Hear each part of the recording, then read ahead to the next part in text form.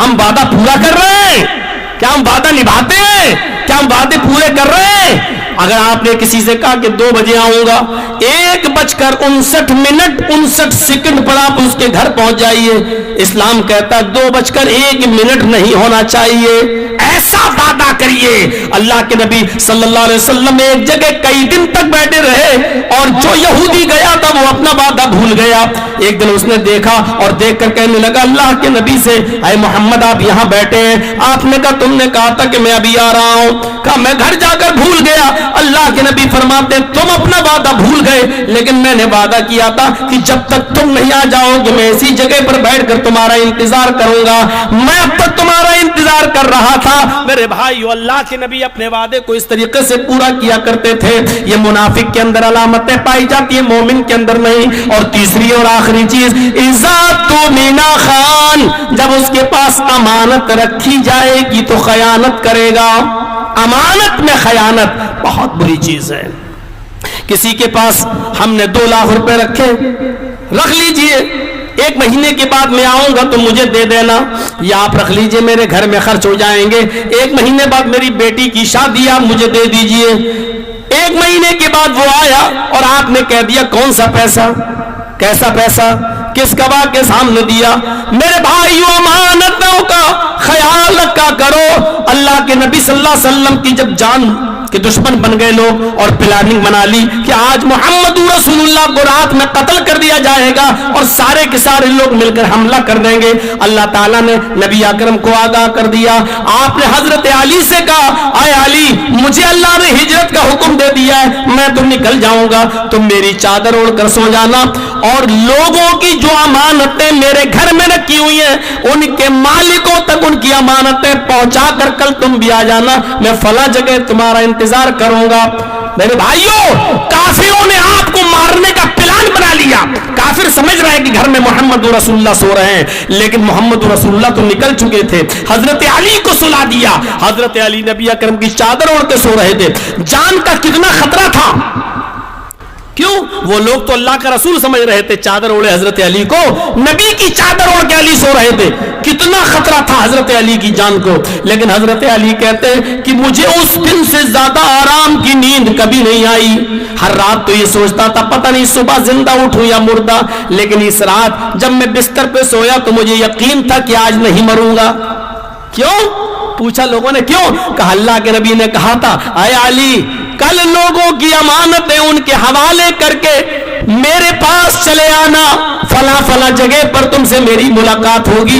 جب نبی نے یہ کہہ دیا تھا کہ لوگوں کی امانتیں دے دینا اور پھر کل چلے آنا، فلاں جگہ پر میری ملاقات ہوگی، تو ملاقات سے پہلے میری موت کیسے آ سکتی ہے؟ اسی رات تو میں اطمینان سے سویا، جو سب سے زیادہ ڈینجر اور خطرے کی رات ہے، اسی رات سب سے زیادہ آرام سے سوئے۔ لیکن اللہ کے نبی نے اس پوزیشن میں کہ کافروں نے مارنے کا پلان بنایا، لیکن پھر بھی لوگوں کی امانتوں کو ان کے حوالے کروایا نہیں۔ جو لوگوں نے ہمارے پاس امانتیں رکھی ان کو واپس کر دو، پھر آنا۔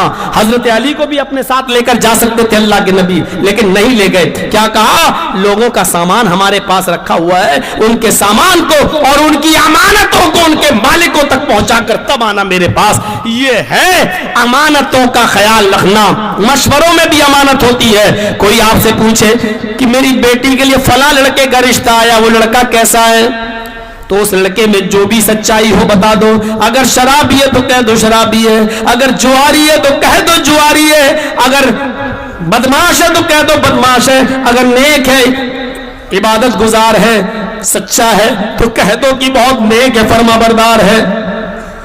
جو ایمانداری ہے وہ بتاؤ۔ ایک برائی کے ساتھ اپنی طرف سے بھی ہزاروں برائیاں ملا کر پیش مت کرو، صرف اس لیے کہ وہ آپ کا دشمن ہے یا آپ کا پڑوسی آپ سے بنتی نہیں ہے تو آپ اس کی برائی کر رہے ہیں، یہ نہیں ہونا چاہیے۔ میرے بھائیو، جو بھی سچائی ہو بتا دینا چاہیے۔ سچائی کے ساتھ معاملے چلتے ہیں، مشورہ میں بھی امانت ہے، لہذا امانت کا خیال رکھنا چاہیے، امانتوں کا خیال رکھنا چاہیے اور امانتیں ان کے حوالے کرنا چاہیے۔ امانت کس کو کہتے ہیں؟ جرجیت صاحب نے 500 روپے آپ کو دیے، 100 کے 5 نوٹ، یہ رکھ لیجئے، میں 1 ہفتے بعد آؤں گا، آپ دے دیجئے گا۔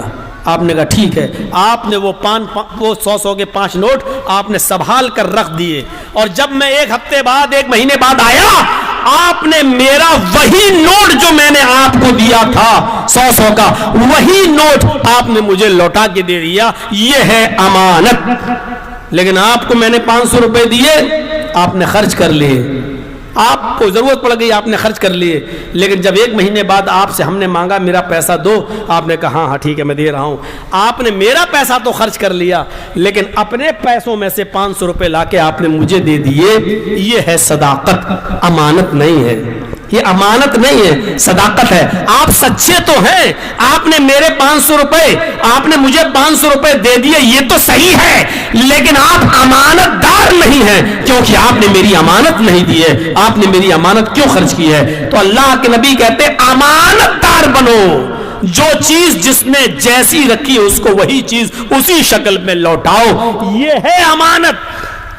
تو امانت دار بنو.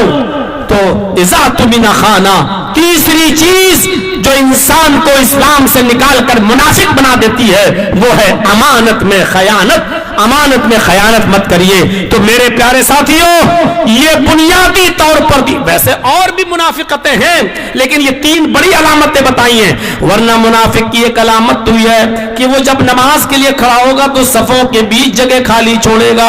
اللہ کے نبی فرماتے ہیں جب نماز پڑھنے کھڑے ہو جاؤ تو بیچ میں کوئی جگہ خالی نہ چھوڑو. جو لوگ بیچ میں جگہ خالی چھوڑتے ہیں اللہ ان کے دلوں میں منافقت پیدا کر دیتا ہے. اس سے بھی منافقت آتی ہے. ایک حدیث میں آتا ہے منافقوں پر فجر کی اور عشاء کی نماز بہت ثقیل اور بہت بھاری گزرتی ہے. منافقوں پر فجر کی نماز اور عشاء کی نماز بہت بھاری گزرتی ہے. فجر اور عشاء میں سستی کرتے ہیں. تو آج دیکھ لیجئے فجر کی نماز ہم کب پڑھتے ہیں اور عشاء کی نماز میں کیسی سستی ہوتی ہے.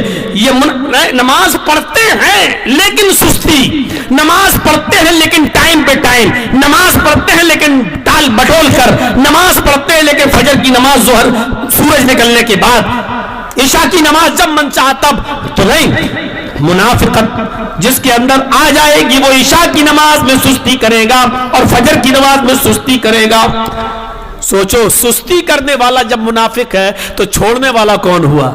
سستی کرنے والا.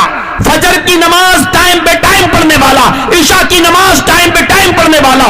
جب یہ منافق ہے, پڑھتا ہے لیکن منافق ہے, تو چھوڑنے والا کون ہوا؟ ذرا تصور کر رہے ہیں. آج میری پوری 1.25 گھنٹے کی تقریر کا لب لباب یہ ہے کہ ہم یہ سوچیں اپنے گریبانوں میں بٹن کھول کر جھانک کر کہ ہم مسلمان ہیں یا نہیں ہیں. کہیں ایسا تو نہیں کہ قرآن کی آیت کہ بہت سے لوگ ایسے ہوں گے جو کہیں گے ہم مومن ہیں, اللہ پر, رسول پر, قیامت پر, جنت پر, جہنم پر, فرشتوں پر ایمان رکھتے ہیں, لیکن وہ مومن نہیں ہوں گے. کہیں اس لسٹ میں ہم تو نہیں ہیں.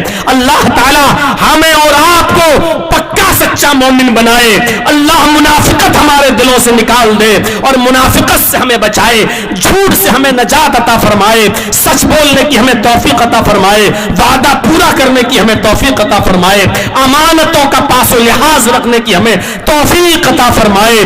انہی چند الفاظ کے بعد میں اپنی بات کو ختم کرتے ہوئے لاسٹ میں آپ سے گزارش کرتے ہوئے